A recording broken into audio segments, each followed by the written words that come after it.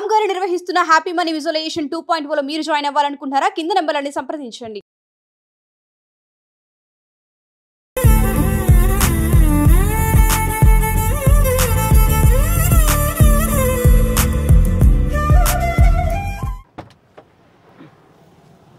Hi hello welcome to Suman TV. నేను మీ రోషన్.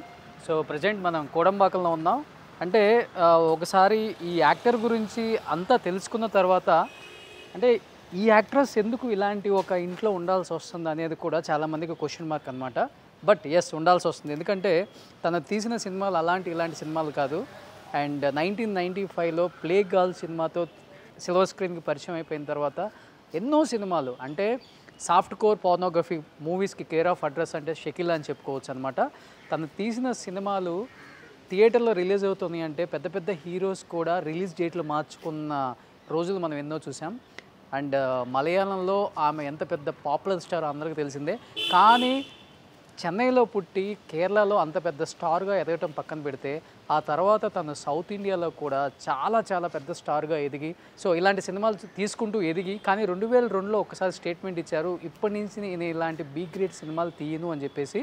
తర్వాత అన్నీ కూడా మన కొంతమంది హీరోల సినిమాలలో మంచి మంచి క్యారెక్టర్స్ వేసినప్పుడు కూడా షకీలా అంటే ప్రతి ఒక్కరి మైండ్లో మెదిగే ఒకే ఒక అంశం ఏంటంటే బ్లూ. అంటే ఒక రకంగా చెప్పాలంటే అలాంటి సినిమాలు తీసినప్పుడు కూడా షకీలా అంటే అలాంటి సినిమాలు తీస్తుంది, అలాంటి వ్యక్తే అని అందరి మైండ్లో పడిపోయింది. కానీ ఆమె వెనకున్న ఇంకొక చీకటి కోణం అనేది చాలా మందికి తెలియదు. తన కుటుంబం కోసం, తన వాళ్ళ కోసం, తను ఎదగటం కోసం ఇండస్ట్రీలో ఏదో ఒక విధంగా తను ఆ రోజు తీసుకున్న ఒక డెసిషన్తో సో షకీలా గారు అంటే అందరికీ కొంతమంది మర్యాద లేకుండా కూడా మాట్లాడతారు. కానీ నిజంగా ఆమె లైఫ్ స్టైల్ తెలుసుకున్న తర్వాత నాకు చాలా బాధ అనిపించింది. అంటే ఆమె పడ్డ కష్టాలు అన్నీ ఇన్ని కాదు. తర్వాత కూడా మనకి 2013లో షకీలా ఆత్మకథ అని తన బయోగ్రఫీ కూడా రిలీజ్ అవ్వడం జరిగిందనమాట. తర్వాత ఆమె పాలిటిక్స్లోకి వచ్చేసారు, ఇండియన్ నేషనల్ కాంగ్రెస్లో మెంబర్ అయిపోయారు. అండ్ చూసుకుంటే మనకి తర్వాత తను తీసిన సినిమాలు చూస్తూ ఉంటే చాలామందికి తన మీద ఒక ఆలోచించే విధానం మారిపోయిందనమాట. సో అంటే కేవలం ఇలాంటి సినిమాలు మాత్రమే కాదు, ఎలాంటి సినిమాలని తీయగలదు. సో ఒకానొక టైంలో ఆమె సినిమా కోసం థియేటర్ల ముందు వెయిట్ చేసిన ఎంతోమంది ప్రేక్షకులు అంటే ఒక రకంగా చెప్పాలంటే ప్రేక్షకుల మదిని కొల్లగొట్టారు. అండ్ ప్రేక్షకులకి ఆనందాన్ని, వినోదాన్ని ఇచ్చారు షకీలా గారు. బట్ పెద్ద పెద్ద కోటల్లో ఉంటారు షకీలా గారు, చాలా సినిమాలు చేశారు, బాగా సంపాదించారు. ఆమెకేంటి అనుకునే వాళ్ళకి కూడా ఆమె వెనక ఇంకొక కోణం ఉంది. ఆర్థికంగా కూడా చాలా ఇబ్బందులు పడుతున్నారని అక్కడ ఇక్కడ చెప్తుంటే నేను విన్నాను. కానీ తాను ఎప్పుడు కూడా ఇలా చేయి చాచలేదనమాట. ఉన్న దాంట్లోనే తనకున్న టాలెంట్తోనే ఏదో ఒక పని చేసుకుంటూ తను లైఫ్ లీడ్ చేస్తున్నారు. కానీ ఎప్పుడూ కూడా నేను ఇబ్బంది పడుతున్నానని చెప్పేసి ఒకళ్ళ ముందుకు వచ్చి చేయి చాచి అడగలేదు. ఈవెన్ నేను కూడా 2 సార్లు 3 సార్లు ఫోన్ చేసినప్పుడు కూడా ఎస్ ఫైనాన్షియల్ ప్రాబ్లం ఉంది, ఉన్నప్పటికి కూడా నాకు వయసు ఉంది, టాలెంట్ ఉంది, ఏదో ఒక విధంగా నేను ముందుకు వెళ్ళగలను, నా బతుకు కోసం, నేను ఇల్లు రెంట్ కట్టుకోవడం కోసం, నా ఫుడ్ కోసం ఏదో ఒక విధంగా నేను సర్వైవల్ అవుతాను. కానీ ఒకళ్ళ ముందు చేయి చాచాలంటే నాకు చిన్నతనంగా ఉందని కూడా 2-3 సార్లు అనడం జరిగింది. ఎస్, నిజంగా అంటే ఈరోజు మనం ఆమెను ఇలా అని చూపించడం కాదు, బట్ తన అంటే ఎలాంటి లైఫ్ చూసి వచ్చారు అండ్ అంటే పరిస్థితులు తలకిల్లైతే ఎలా అవుతుందనే దానికి ఒక చిన్న ఉదాహరణ అనమాట. ఒకసారి ఇక్కడ షకీలా గారు నివసిస్తున్నారని తెలిసింది. ఒకసారి ఆమెతో మాట్లాడే ప్రయత్నం చేద్దాం. ఇప్పుడు ఏం చేస్తున్నారు అండ్ బిగ్ బాస్లో కూడా మీ అందరిని అలరించారు, కానీ చాలా తొందరగా బయటకు వచ్చారు ఆమె. ఎస్, ఇది షకీలా గారు ఉంటున్న ఇల్లు. మీ అందరికి అనిపించవచ్చు ఏంటి ఇలా ఇంట్లో ఉంటున్నారని. ఎస్, ఇదే ఇంట్లో ఆమె ఉంటున్నారు. ఒకసారి లోపలికి వెళ్దాం.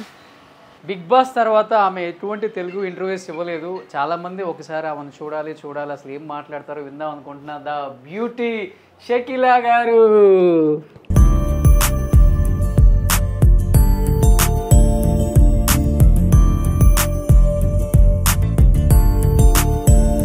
ఎలా ఉన్నావు? Super great. How are you madam? Very good. Very happy to see you. I'm very happy to see you. సరే, అన్నం తిన్నావా?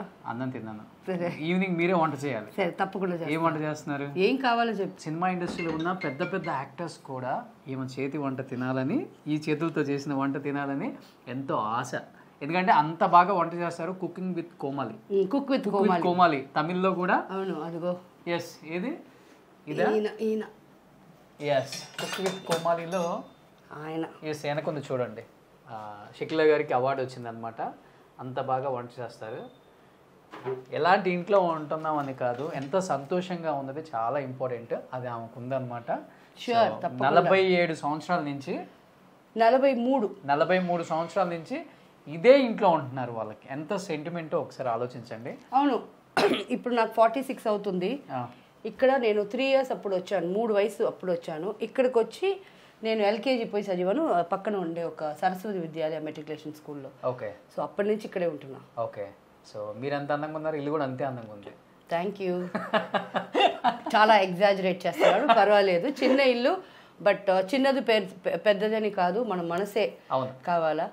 ఒక్కరి ఫుడ్ 10 మంది పంచుకొని తినవచ్చు, 10 మంది ఫుడ్ ఒక్కడు తినలేడు. So I'm happy with whatever I have. Super, great. So నేను కొన్ని మేడం ఫొటోస్ ఒకసారి చూడండి ఇంట్లో. ఇది ఎవరు వేసి ఇచ్చారు పెయింట్? ఇది పెయింట్ కాదు, ఇది ఒక ఫోటోషూట్. ఓకే. నాకు మీ ఇంట్లోకి రాగానే బాగా నచ్చేది అది అక్కడ ఉన్న ఫోటో. కరెక్ట్గా 20 వయసు ఆ ఫోటో తీసేటప్పుడు. ఓకే. అప్పటికి ఎంటర్ అయ్యారు? ఎంటర్ అయ్యి మా డాడీతో ఏడిసి నాకు ఒక ఫోటోషూటు శంకర్ సత్యమూర్తి, శివ సత్యమూర్తి అని తీశాడు. అప్పుడు పెద్ద పెద్ద ఆర్టిస్టులకి తనే ఫోటోషూట్ చేస్తారనమాట. అప్పటికి నాకు 20,000 అయింది అది చేసేదానికి. డాడీతో ఏడుపు నాకు. ఇది పెయింటింగ్, ఇది నాకు ఒక ఫ్యాన్ గిఫ్ట్ ఇచ్చాడు, బట్ ఈ ఆల్బమ్ రెడీ చేసేదానికి. సో అది లాస్ట్ డాడీ ఇది. సో అప్పుల్లో మలయాళం ఫ్యాన్స్ ని ఇది కాదు, ఇది మనం సాయిరామ్ దాసరి చేసిన షకీలా రాసిన మొట్టమొదటి కుటుంబ కథా చిత్రం. ఓ ఇదేనది. అది ఓకే. తర్వాత 2013 మీ బయోగ్రఫీ ఏదో వచ్చింది. 13th కాదు, ఇప్పుడు వచ్చింది, ఒక 5 years బ్యాక్. రిచా చెడ్డా చేసింది. పిక్చర్ సరిగా పోలా, ఎందుకంటే ఫిల్మ్లో వచ్చి చాలా ఎథిక్స్ కోసం, కమర్షియల్ ఎథిక్స్ కోసం చాలా మార్చారనమాట. దాంట్లో నాకు ఉండేదంతా సిస్టర్స్ అది కాదు చేసుకున్నట్టు. అది నిజమే, ఒక్క సిస్టర్ అది చేసింది. బట్ నాకు బ్రదర్స్ ఉన్నారు, 3 బ్రదర్స్. మేము 3 సిస్టర్స్. నాకన్నా ముందు పుట్టిన అక్క చనిపోయింది. సో ఇవన్నీ డీటెయిల్గా నేను నా బుక్లో ఇస్తే అవన్నీ చేయలే, వేరే వేరే చేశారు. ఫిల్మ్ చూసి బయటకు వచ్చినప్పుడు నేను చెప్పాను, ఇలా చెప్పేసి వచ్చాను పోదు ఫిల్మ్ అని. బికాస్ నేను అన్నీ అడిగారు, అన్నీ చేశారు, బట్ ఫిల్మ్ అవుట్పుట్ నేను చూసినప్పుడు I was not happy. And నా ఫిల్మ్కే సూపర్ అని నేను చెప్పేసి రావాలి, నేనే పోదని చెప్పేసి. బికాస్ మీరందరూ ఉన్నారు ఇక్కడే, నా ఫ్రెండ్స్ ఉన్నారు, మా ఫ్యామిలీ ఉంది, అందరూ ఉన్నారు. ఇప్పుడు ఇలాగా దాంట్లో లేని విషయం పెడితే ఎవరు ఒప్పుకుంటారు? నవ్వరా నన్ను చూసి? సో ఆ ఫిల్మ్ బాగా పోలేదు. ఓకే. సో మీరు ఒక దాంట్లో చెప్పారు అండ్ నేను విన్నాను, ఇది ట్రాన్స్జెండర్స్ని మీరు అడాప్ట్ చేసుకున్నారు మీరు పిల్లల్లాగా. అవును, ఇది దీంట్లోనే ఉంటుంది. ఇది మేము బ్యాంకాక్ వెళ్ళాము ఫస్ట్. అంటే నేను చాలాసార్లు వెళ్ళాను. ఇది తంగం, నా కూతురు. సో పులి చూడు, వాడికి ఇది ఎంత ధైర్యం. ఏజ్ ఎప్పుడు తింది మీరు అడాప్ట్ చేసుకున్నారు? వీడికి అప్పుడు 19, ఇప్పుడు హీస్ 31. ఓకే. అప్పటి నుంచి నాతో ఉన్నాడు.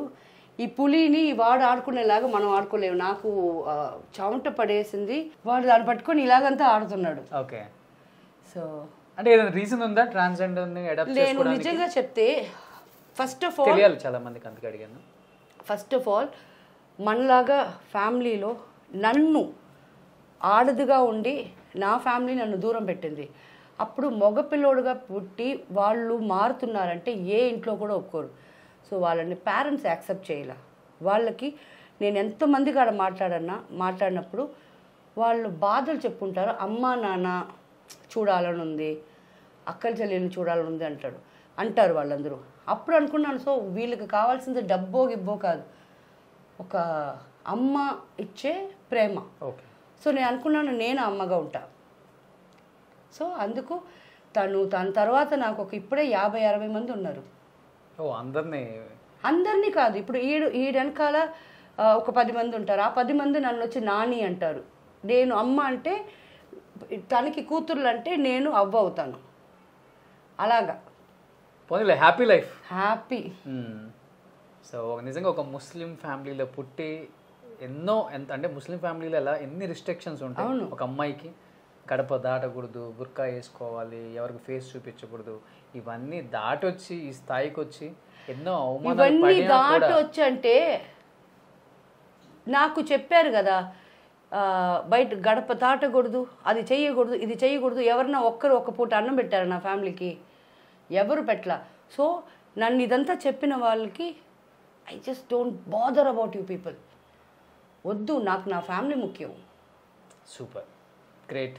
సో నిజంగా చెప్తున్నాను, చాలా పెద్ద పెద్ద ఇల్లులు చూపించాను నేను, బట్ ఆమె ఈ ఇల్లు చూపించేటప్పుడు కూడా ఎక్కడ అబ్జెక్షన్ చెప్పలేదన్నమాట. ఇంత చిన్న ఇల్లా ఇదని ఏమన్నా అనుకుంటారో ఏమీ లేదు. తన లైఫ్ స్టైల్ ఎలా ఉందో, తను ఎలా ఉన్నారో ఫస్ట్ నుంచి ఇప్పుడు వరకు అలానే ఉన్నారు. అండ్ దాన్ని సంపాదించింది ఏ రోజు కూడా నాకు పోయిందే, నేను మంచి పెద్ద కోటల్లో ఉండలేదు, పెద్ద కార్లలో తిరగలేదన్న చిన్న బాధ కూడా లేదు. ఎన్నో ఇయర్స్ నుంచి చూసినాను తన్ని, ఇలానే నవ్వుతున్నారు, ఇంతే హ్యాపీగా ఉన్నారు. ఏ రోజుకి కూడా ఇలా పెట్టడమే కానీ ఇలా చేయి చాచను నేను అని నాకు చాలాసార్లు చెప్పారు. నిజంగా అలా ఉన్నారు కాబట్టే మిమ్మల్ని ఇంత దూరం తీసుకొచ్చారు.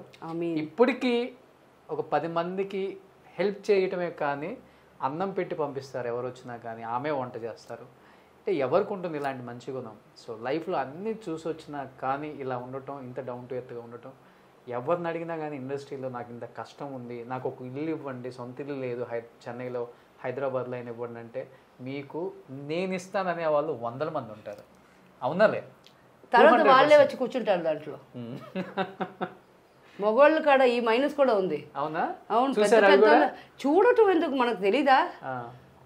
ఏదన్నా ఇస్తానని చెప్తేనే ఇక్కడే వచ్చి కూర్చుంటారు. ఇంకా ఇచ్చేస్తే ఏమైపోద్ది? వాళ్ళకి ఇలా కూర్చోవాలి, నేను పిల్లిలాగా. ఎప్పుడు వస్తున్నారు సార్, మీకు వంట చేయాలా సార్? పోరా. Yes I'm single, I'm the queen of my territory.